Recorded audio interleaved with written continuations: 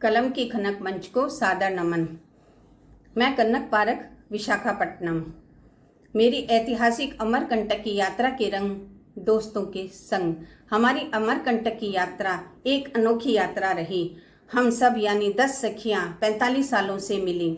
हम सब ने जबलपुर का प्रोग्राम बनाया। 9 सखियां हम सब जबलपुर स्टेशन पर मिले और एक सखी हमारी जबलपुर ही रहती थी, उससे मिलने हम उसके घर गए। जब हम उसके घर गए तो घर के बाहर बाजे बज रहे थे। घर दियों से सजा हुआ था और सीढ़ियों पे फूल मालाओं का श्रृंगार था। देखने से ऐसा लगता था कि किसी की शादी हो रही है, लेकिन जब हमें पता चला कि उसने हमारे स्वागत में यह सब किया है तो हम देख के दंग रह गए। उसके बाद जब हम उसके घर ऊपर गए तो उसने चांदी के बर्तनों में हमें खाना खिलाया, जो आज भी हमारी यादों में समाहित है।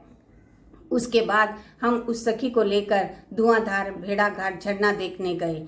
ऐसा झरना जो 24 घंटे एक जैसा बहता है और उससे इतनी तेज आवाज निकलती है और उस आवाज के साथ इतनी जोर से धुएं जैसी आकृति बन जाती है, इसलिए उसे धुआंधार भेड़ाघाट झरना कहते हैं। बहुत ही सुंदर और बहुत ही रमणीय दृश्य हमने देखा।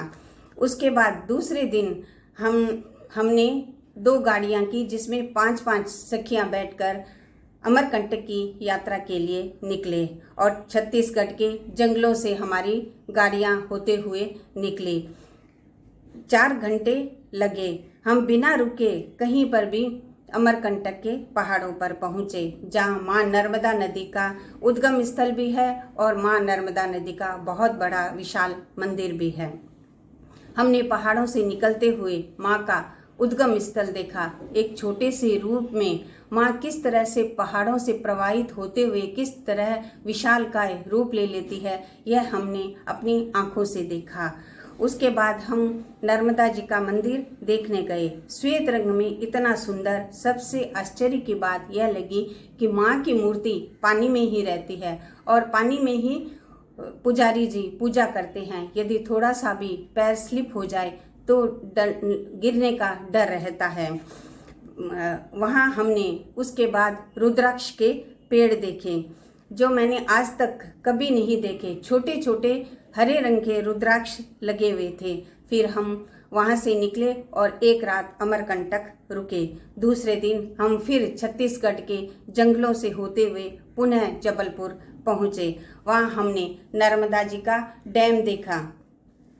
उसमें हमने देखा कि इलेक्ट्रिसिटी कैसे बनती है, कैसे गाँवों में बिजली भेजी जाती है, बाढ़ को कैसे रोका जाता है और गेट को कैसे खोला जाता है, कि पूरी व्यवस्था हमने वीआईपी पास के थ्रू देखी। इसके अलावा भी हमें बहुत सारी जानकारियां भी मिली।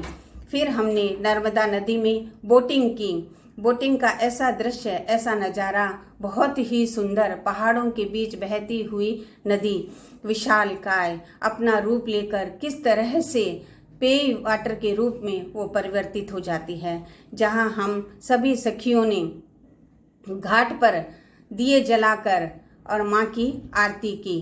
फिर वहाँ पर नर्मदा जी की 9 धातु से बनी हुई मूर्ति हम सब सखियों के सिर के ऊपर रखी। ऐसा सौभाग्य हमें वहाँ प्राप्त हुआ। फिर घाट की छटा देखने लायक थी। घाट के किनारे बहुत सारी छोटी छोटी नावें थी, जो इतनी सुंदर सजी हुई थी। देखकर इतना मन प्रफुल्लित और प्रसन्नचित्त हुआ कि दोबारा यदि मौका मिले तो मैं नर्मदा जी के दर्शन करने जरूर जाऊंगी। दोस्तों, ऐसा नज़ारा हमने आज तक कहीं नहीं देखा। यदि जीवन में कभी भी आपको समय मिले तो आप नर्मदा जी के घाट का अवश्य दर्शन करें और अमरकंटक की आप यात्रा जरूर करें। ऐसा नज़ारा फिर आपको जीवन में कभी भी देखने को नहीं मिलेगा। धन्यवाद।